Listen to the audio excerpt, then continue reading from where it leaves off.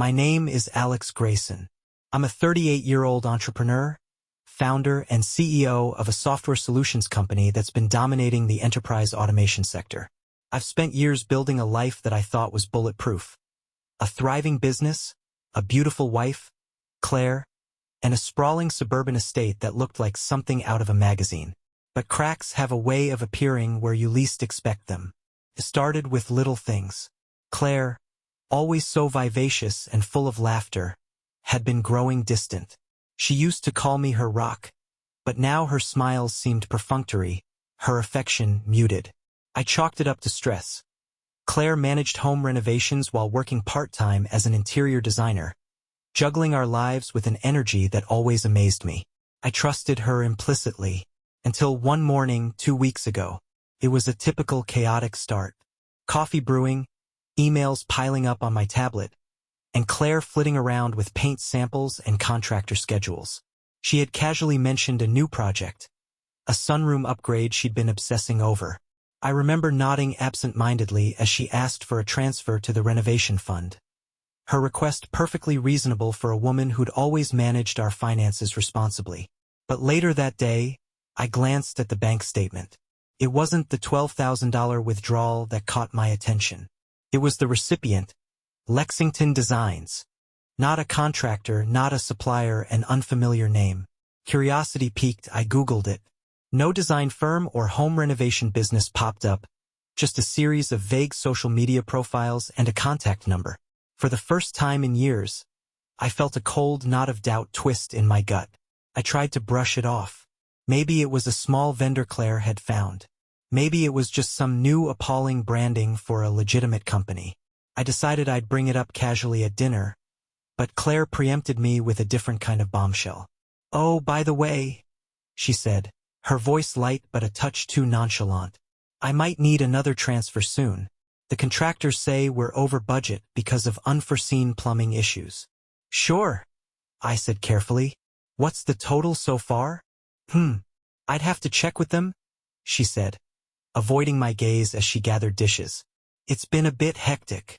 My wife wasn't the kind of woman who checked anything financial.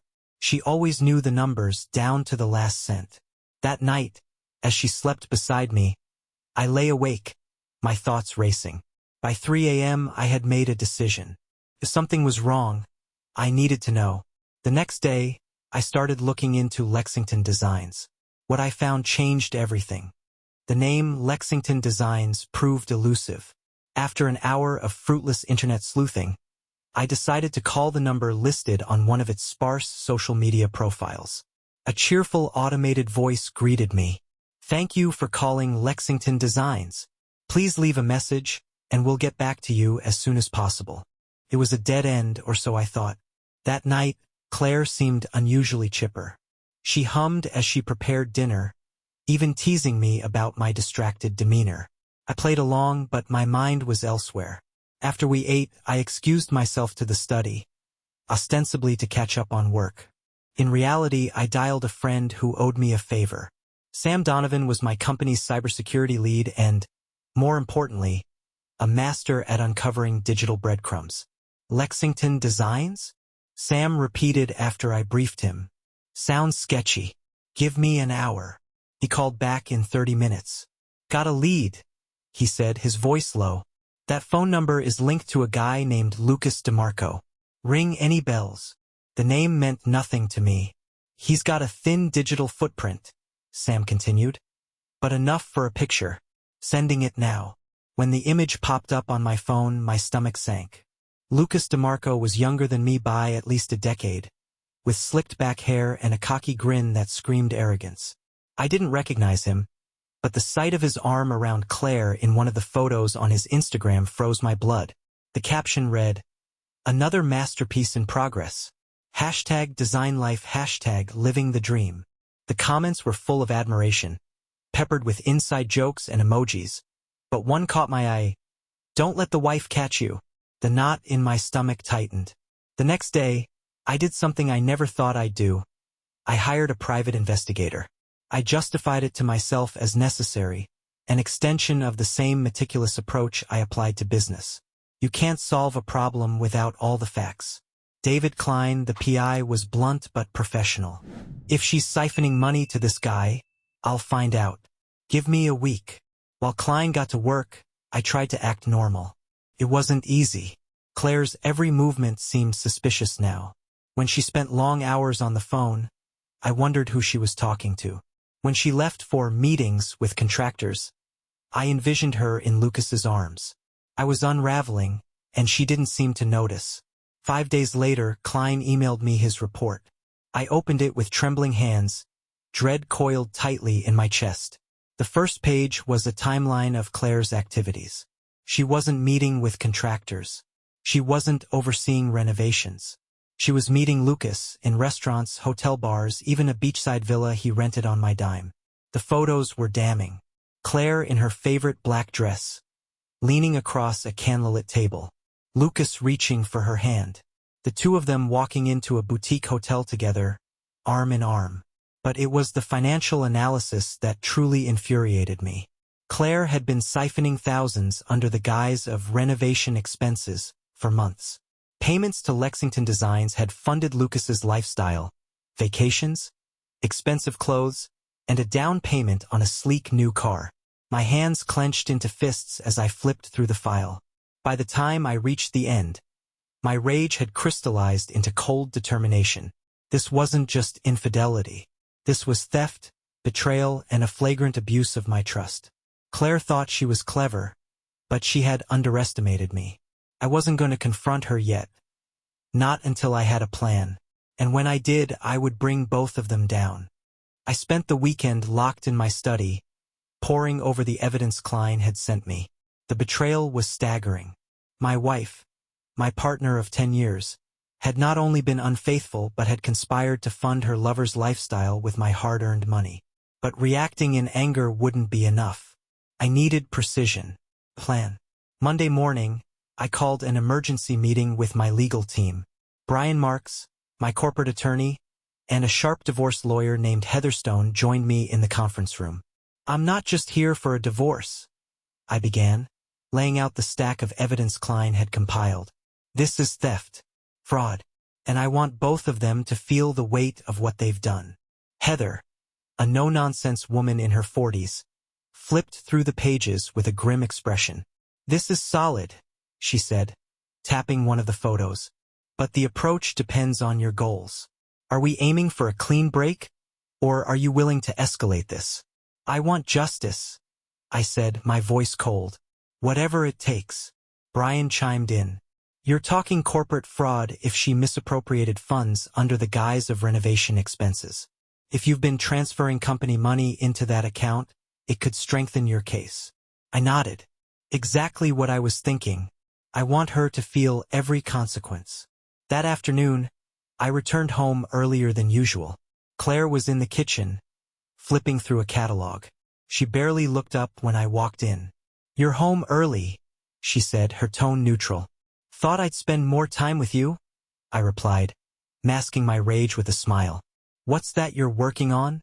Oh, just some ideas for the sunroom, she said, glancing at me briefly before returning to the catalog. Her nonchalance stung. Was she always this adept at hiding things? Mind if I take a look? I asked, stepping closer.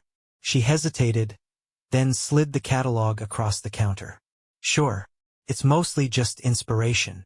I flipped through it, pretending to admire her choices, but my mind was elsewhere. If I confronted her now, she'd deny everything. I needed to control the narrative. That evening, while Claire showered, I set my plan in motion. First, I logged into our joint account and transferred the remaining funds into my personal one.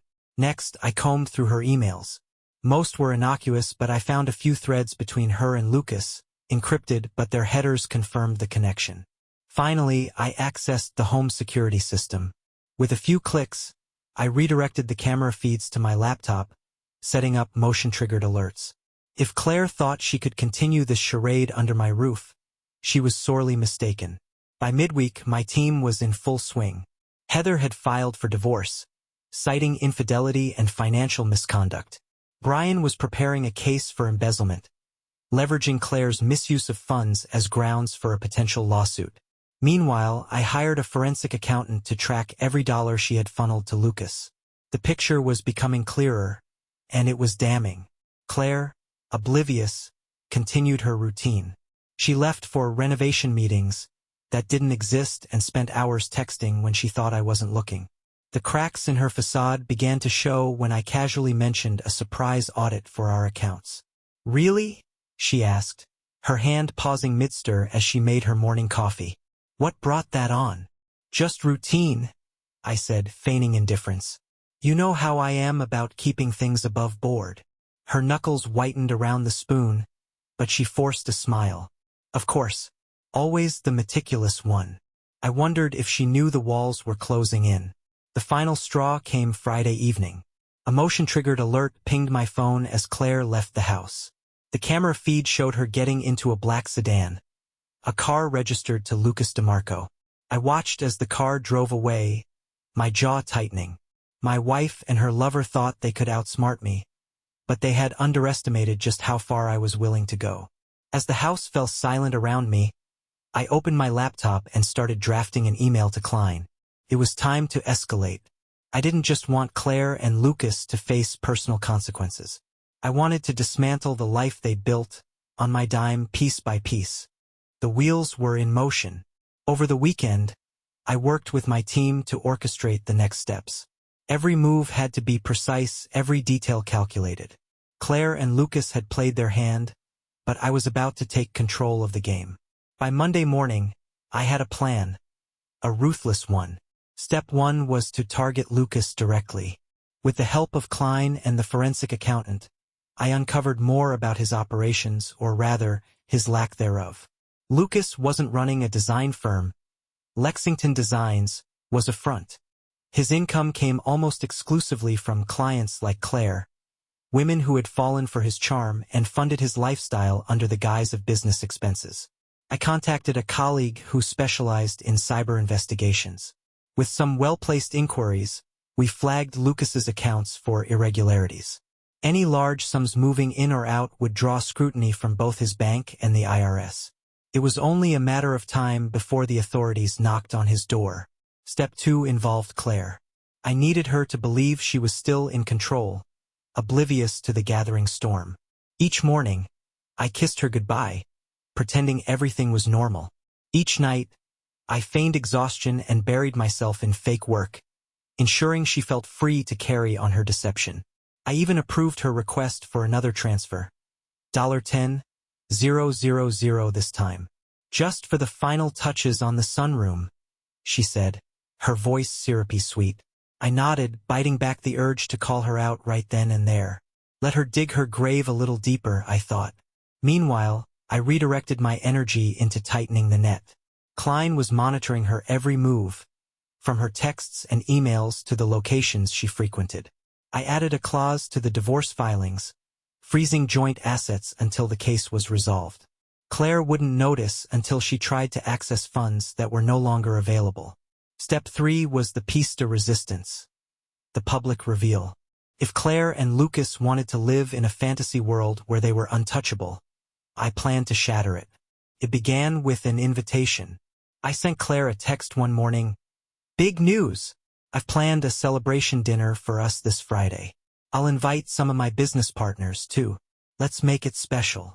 Her response came quickly. "That sounds amazing, Alex. I'll be sure to dress up." Perfect. By Friday evening, everything was set. I booked a private room at one of the city's most upscale restaurants, inviting not only Claire but also Lucas, under the guise of a potential business opportunity.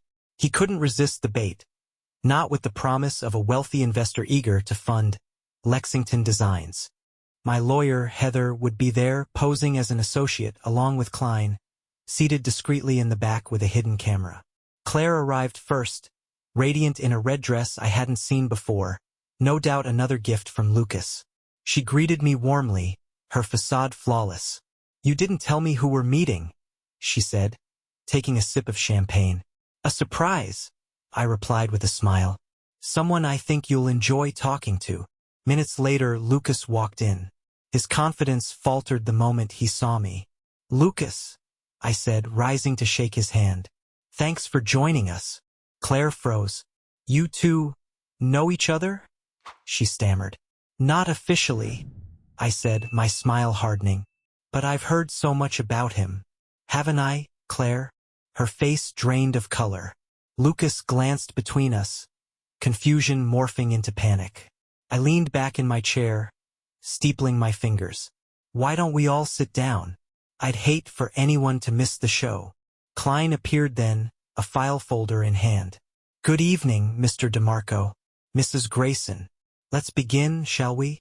The room fell silent as Klein laid out the evidence. The financial records, the surveillance photos, the fraudulent transactions. Every lie Claire and Lucas had built their relationship on was stripped bare, piece by humiliating piece. By the end, Claire was trembling, tears streaming down her face. Lucas, pale and sweating, looked ready to bolt. You thought you could take from me? I said quietly, my voice laced with venom. You thought I wouldn't notice, but you underestimated me. I stood, sliding a final document across the table. The divorce papers already notarized. Sign them, I told Claire, my tone leaving no room for argument. And you, Lucas? Get ready for an audit. As I walked out, leaving them to their disgrace, I felt lighter than I had in months. The trap had sprung, and justice was only beginning. By the next morning, the fallout was already spreading. The documents I left with Claire and Lucas weren't just symbolic. They were a legal grenade. As I sipped my coffee and read the morning news, I couldn't help but smile at the chaos I had unleashed. Lucas was the first to crack. Heather informed me that he had contacted his lawyer within hours of our confrontation.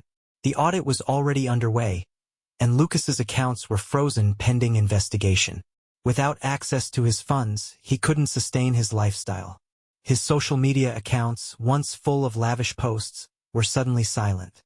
The whispers began in my professional circles, too. Lucas hadn't just preyed on Claire. There were other women, all with the same story. His business was a scam, a carefully constructed web of lies.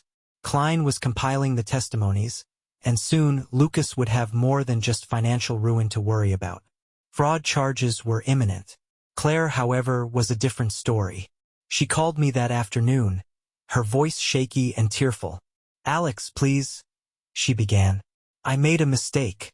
I was confused, and— Stop, I interrupted, keeping my tone cold. You weren't confused. You were calculated. You siphoned money from our account to fund your affair, lied to my face, and made me out to be a fool. There's no coming back from this. But I love you, she insisted, her voice breaking. I can fix this. We can fix this. You don't love me, I said, my voice firm. You love what I gave you, comfort, security, a life you didn't earn. Now you can enjoy the life you've chosen. I hung up before she could respond. That night, I hosted a quiet dinner with my closest allies, Heather, Klein, and Brian. Over steak and wine, we reviewed the progress of our plan. Heather confirmed that the divorce proceedings were already moving forward. Given the irrefutable evidence, Claire had no leverage.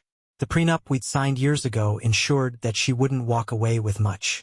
She might get the house, but everything else— my assets, my business, my future— was untouchable. I'll make sure the financial fraud charges stick, Heather assured me. The court won't look kindly on her misusing funds meant for your family. As for Lucas, Klein had one more ace up his sleeve. I've flagged his passport, he said with a smirk. If he tries to flee, the authorities will be waiting. I raised my glass. To justice. The next few weeks passed in a blur of legal proceedings and strategic maneuvers. Claire, stripped of her funds and reputation, moved out of the house. I let her keep the sunroom, a hollow trophy of her betrayal. Lucas disappeared from the scene, his name becoming a cautionary tale in the city's social circles. My professional life, however, thrived. The scandal didn't touch my business. In fact, my decisive handling of the situation earned me respect. My team rallied around me, and our latest project secured record-breaking investments. But the true victory came 1 month later when Klein delivered the final piece of the puzzle. Lucas had been arrested on fraud charges, his accounts seized, and his assets auctioned off to pay his debts. Among the buyers? Me. I purchased his car and a few other items he'd flaunted on Claire's dime, purely out of spite. I had them delivered to a storage unit under her name. Let her deal with the reminders.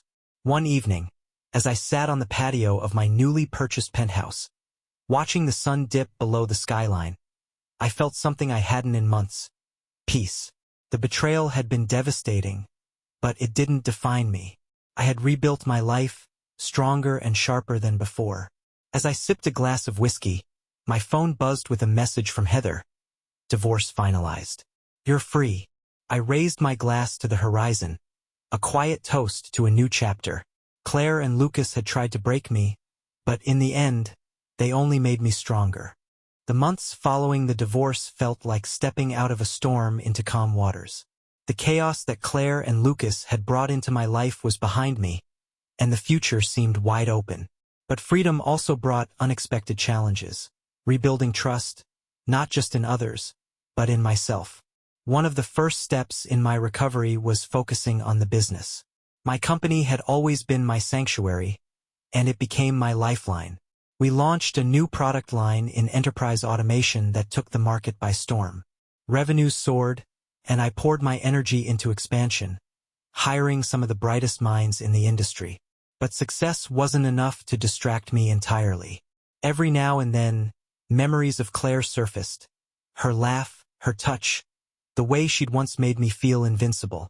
It wasn't easy to reconcile the woman I had loved with the one who betrayed me. So, I decided to take control of the narrative. Heather, my divorce lawyer, suggested I channel my experience into something constructive. That's when the idea struck me. A foundation focused on helping individuals navigate financial infidelity and the emotional toll of betrayal. I named it the Grayson Trust Initiative, a nod to the values I now cherished above all else, integrity and accountability. The foundation offered resources for those blindsided by deceit, from financial counseling to legal aid. We partnered with investigators, attorneys, and therapists to create a holistic support system. Within 6 months, we had helped hundreds of people reclaim their lives after similar betrayals. The work was deeply fulfilling, but it also came with its own challenges. Every story I heard reminded me of my own pain, but it also reinforced the resilience I had found. If I could come out stronger, so could they. It was during one of the foundation's events that I met Sophie. She was a guest speaker, a forensic accountant who had turned her own experience with financial fraud into a thriving career. Tall and poised, with a sharp wit and a disarming smile, she captivated the audience, and me. After her presentation, we struck up a conversation over coffee. "Your story is incredible," she said, her green eyes sparkling with admiration. "Most people would have crumbled under that kind of betrayal." "I came close," I admitted, chuckling. "But I had good people in my corner." Sophie nodded. "Sometimes it's about more than survival. It's about finding purpose in the aftermath." Her words resonated deeply. We talked for hours that night, about work, life, and the strange twists of fate that had brought us together. For the first time in years, I felt a spark of something I thought I'd lost: hope. Sophie and I started seeing each other casually at first, though casual didn't quite capture the connection we shared. She understood the complexities of my past without needing an explanation. There were no pretenses, no hidden agendas. Just two people who had weathered their storms and found themselves on the same shore. Meanwhile, the legal fallout from Lucas and Claire's schemes continued to unfold. Lucas's fraud trial was a media spectacle, his name dragged through the mud as victims came forward to testify. Claire, though not directly implicated in his broader crimes, faced public humiliation as details of their affair became public record. She reached out to me once, an apologetic, rambling voicemail that I deleted without listening to in full. I had nothing left to say to her. By the end of the year, my life looked drastically different. The foundation was thriving. My business had expanded internationally, and Sophie was becoming a steady presence in my life. One evening, as we sat on the balcony of my penthouse, overlooking the glittering city, Sophie leaned into me. "Do you ever regret it?" she asked softly. "Regret what?" I replied. Letting it all go, your marriage, the house, the life you thought you'd have. I thought for a moment, the weight of her question settling over me. Then I shook my head. No, I said firmly, because if I hadn't let go, I wouldn't have found this. Found you. She smiled, and we clinked our glasses together in a quiet toast to new beginnings. Life had a funny way of testing whether you truly moved on. Just when I thought the wounds Claire and Lucas had left behind were closing, something happened to rip them open again. It wasn't dramatic, not at first. Just an email in my inbox, simple and unassuming. Subject: I need to explain. From Claire. I stared at it for several minutes, debating whether to open it. Against my better judgment, curiosity won. The email was long, filled with apologies and justifications. Claire claimed Lucas had manipulated her, promising her a life of excitement and passion she felt she was missing in our marriage. She admitted to feeling trapped by the stability I had worked so hard to build. I made a terrible mistake, she wrote. I realize now that I was chasing an illusion. Lucas was a con man and I was too blind to see it. You didn't deserve any of what I did to you. I'm so sorry, Alex. If you can find it in your heart to forgive me, I'd like a chance to talk. Not to win you back. I know that's impossible, but to apologize in person. I closed the email without replying. Forgiveness might have been a virtue, but I wasn't ready to extend it. That night, I told Sophie about the message. We were sitting on my couch, her legs curled up under her as she sipped a glass of wine. Do you think you'll meet her? She asked, her tone neutral. I don't know, I admitted. Part of me feels like I owe it to myself to hear her out. The other part of me feels like I've already wasted enough energy on her. Sophie nodded thoughtfully. Closure is tricky. Sometimes you get it by walking away, and sometimes you get it by confronting the thing that hurt you. Either way, it's your call. Her support meant the world to me. 2 weeks later, I found myself sitting in a quiet cafe, waiting for Claire. I had decided to meet her, not for her sake, but for mine. I needed to see her, to confront her, and to finally put the past to rest. When she walked in, she looked different. The confidence she once carried was gone, replaced by a subdued, almost timid demeanor. She spotted me and approached the table, offering a tentative smile. Alex, she said softly. Thank you for coming. I nodded, keeping my expression neutral. You have 15 minutes. Start talking. She flinched at my tone but didn't argue. Over the next few minutes, she poured out her heart. She told me how Lucas had abandoned her after his arrest, leaving her to face the fallout alone. She spoke about the loneliness she felt in our marriage, how she'd convinced herself I didn't love her anymore, and how she now realized she had been projecting her insecurities onto me. I ruined everything, she said, tears brimming in her eyes. And I don't expect you to forgive me. I needed you to know how sorry I am. I listened, letting her words wash over me. When she was done, I leaned back in my chair, studying her. You're right, I said finally. You did ruin everything, but not for the reasons you think. It wasn't just the affair, Claire. It was the lies, the theft, the way you tried to make me feel like I wasn't enough. She nodded, tears spilling over. I know, and I'll regret it for the rest of my life. I stood, tossing a few bills on the table to cover the coffee. I hope you find peace, Claire, but I already have. Without waiting for her response, I walked out, leaving her and the past behind. That night, I returned home to Sophie. She didn't ask how it went, and I didn't offer details. Instead, we curled up on the couch, watching an old movie, her head resting on my shoulder. For the first time in a long time, I felt free. After my meeting with Claire, I felt lighter, like I'd finally set down a burden I hadn't realized I was still carrying. Confronting her had been the right choice, not because it changed anything about her actions, but because it gave me clarity. She was no longer a shadow lurking in the back of my mind. I could finally let go. Sophie noticed the change in me immediately. You seem more grounded, she remarked one evening as we walked along the riverfront, the city lights reflecting off the water. I think I am, I admitted. For the first time in a while, I feel like I'm not looking backward anymore. Just forward. She smiled, her fingers intertwining with mine. Good, because the future looks pretty amazing from where I'm standing. The months that followed were some of the happiest I'd experienced in years. Sophie and I grew closer, finding a rhythm that felt natural and easy. She moved into my penthouse gradually, her presence transforming the space into a true home.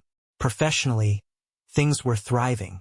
My company's new product line exceeded all expectations, and the Grace and Trust initiative continued to expand its reach.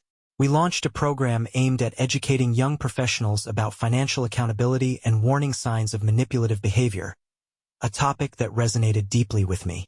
At one of our seminars, a young woman approached me with tears in her eyes. "Your story saved me," she said, clutching my hand. "I was about to get married to a man who, well, let's just say he reminded me of the kind of people you've talked about. I started looking closer, and I found things I would have never noticed before. You helped me avoid a huge mistake." Her words stayed with me long after the event ended. For all the pain I'd endured, it was moments like this that made it feel worthwhile. One evening, as Sophie and I prepared dinner together, she turned to me with a mischievous grin. "So," she began, sliding a plate of freshly chopped vegetables toward me. "Are you ready for my surprise?" "Depends," I teased. "Is it a good surprise? Or the kind where you tell me we're adopting a dog without asking?" "First of all," she said, smirking, "you'd love the dog.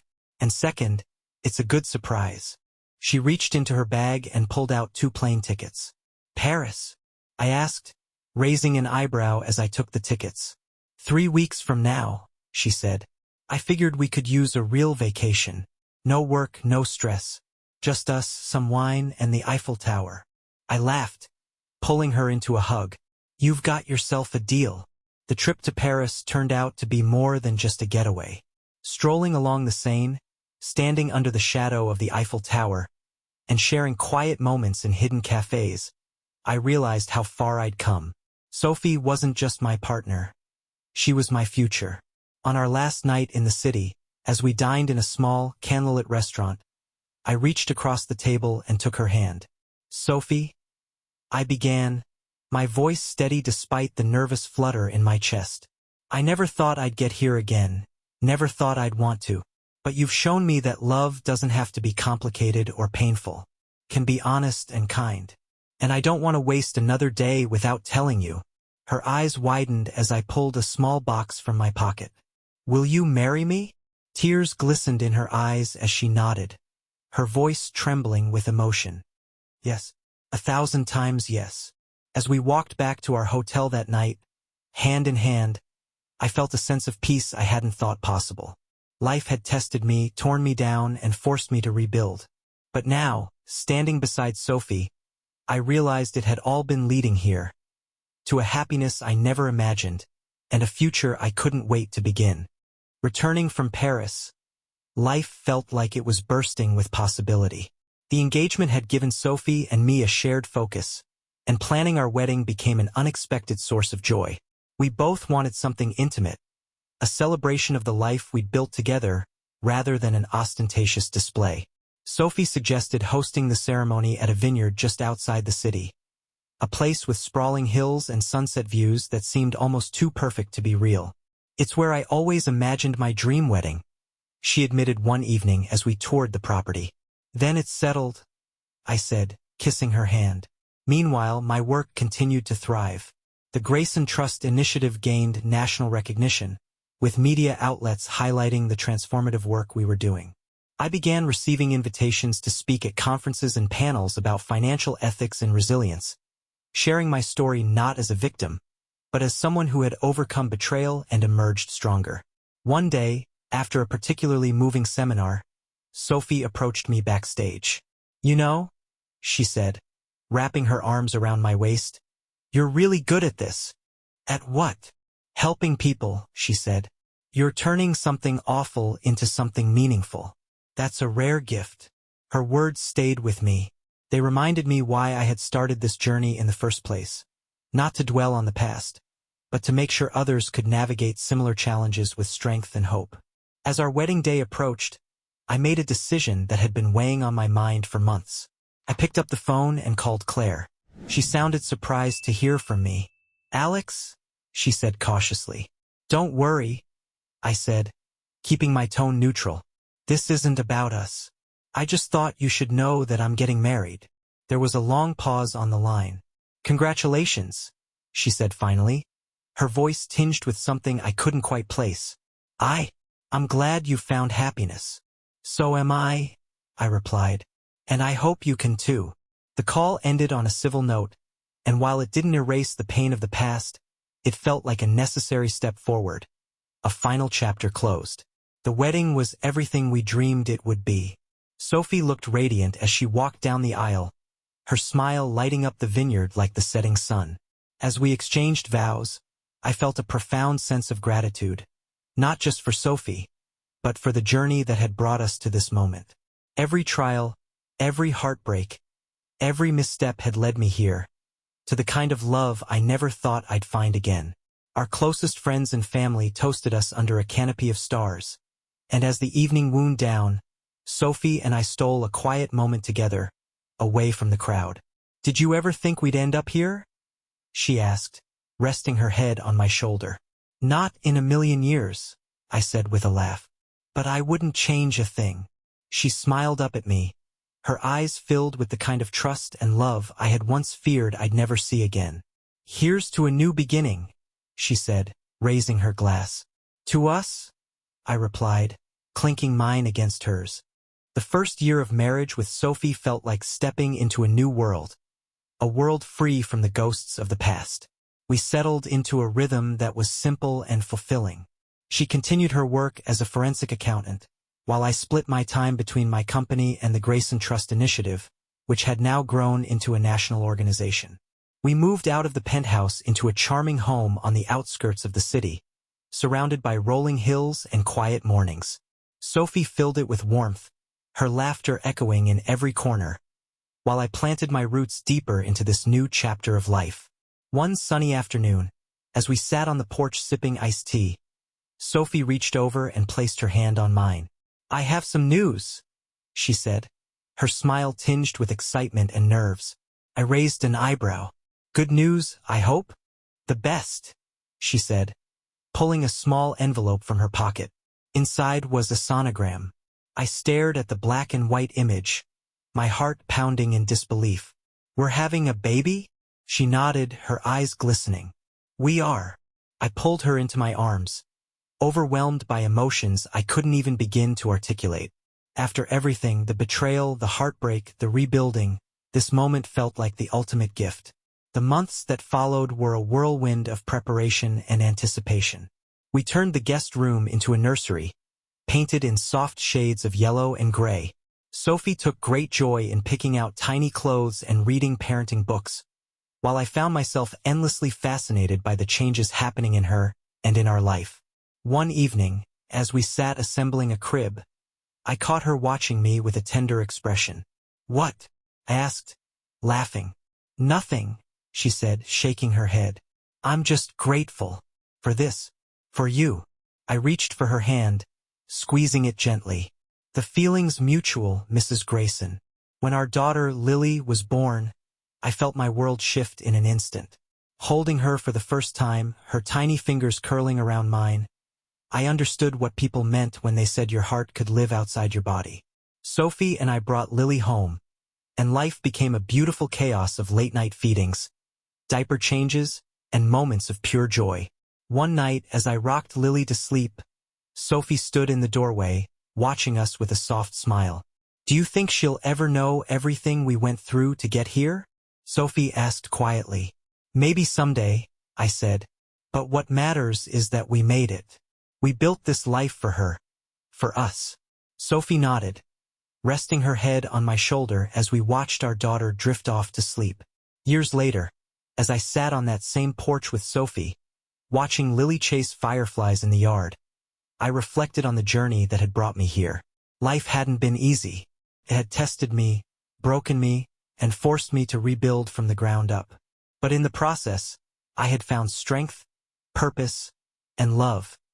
Not just in Sophie, but in myself. The past no longer haunted me. It had shaped me into the man I was today.